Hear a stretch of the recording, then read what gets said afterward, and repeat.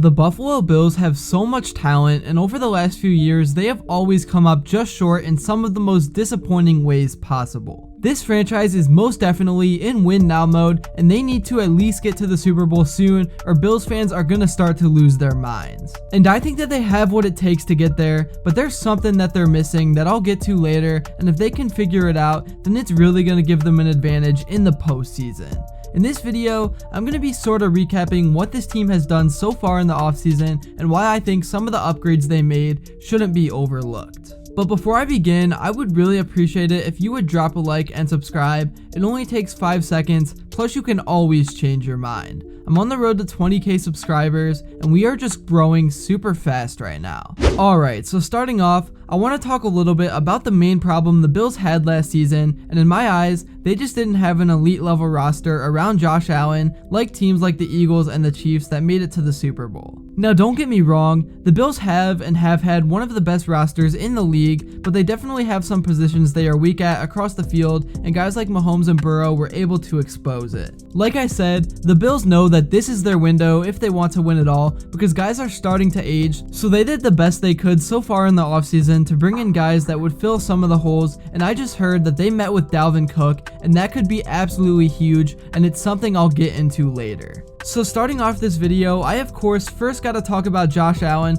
who is the superstar that this whole team is built around. The only problem is that even though Allen puts up insane numbers and production every single year, he doesn't have as many weapons around him as most casual fans would think. Stefon Diggs is definitely a big name, but outside of him, there isn't much depth at all, and some of the backup guys were able to make names for themselves last season, but I think having Josh Allen as the QB making ridiculous plays and throws definitely helped with that a lot. At tight end, the Bills have Dawson Knox, who overall is a pretty solid player, but he's not a game breaker, and he's not someone you can rely on to consistently make big plays. So yeah, to me, the Bills definitely could have used more weapons last season, but the real problem has been the offensive line and the running game. Last season, Josh Allen was only 58 yards away from being the team's leading rusher, and when playing in a city like Buffalo, where the weather gets brutal down the stretch of the season, that is a big problem to me. The Bills really could use the weather to their advantage in the playoffs if they had some elite level running backs playing alongside Allen.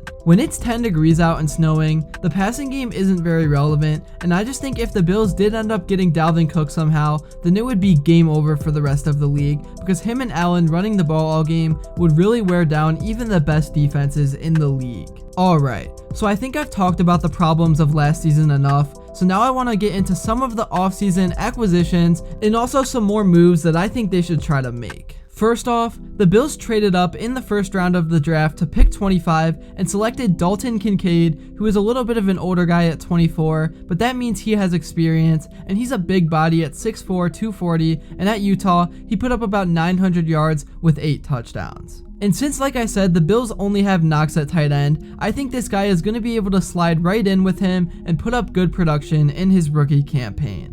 One other guy I haven't talked about yet who's still a free agent that the Bills potentially can still get is DeAndre Hopkins.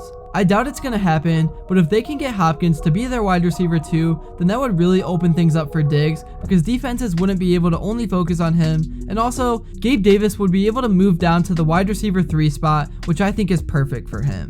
Between Hopkins and Cooks, the Bills really need to get one of them if they really want to start turning some heads. Also, more moves the Bills made so far this offseason was signing guard Connor McGovern to a 3-year deal and drafting O'Cyrus Torrence from Florida.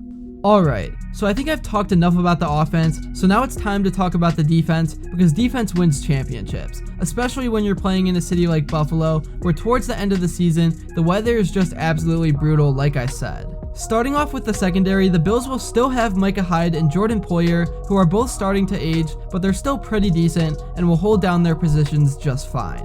At corner, their number 1 guy is now Tre'Davious White, who missed half of last season with an ACL injury. Behind him will be their 2022 first-round pick in Kiara Lam, who has a ton of upside and finished last season on a good note. The only real problem for the Bills defense last season was their front 7, because the pass rush was just non-existent with Von Miller being injured. The Bills were able to pick up a veteran presence for the other side of the line opposite of Von and Leonard Floyd. Floyd is coming off of a season with 9 sacks and 54 pressures. For the interior of the D-line, it's mostly remaining the same. They still have Daquan Jones and Ed Oliver, who are both above average players, and really, this line just needs to be healthy because losing Von Miller just made the wheels fall off.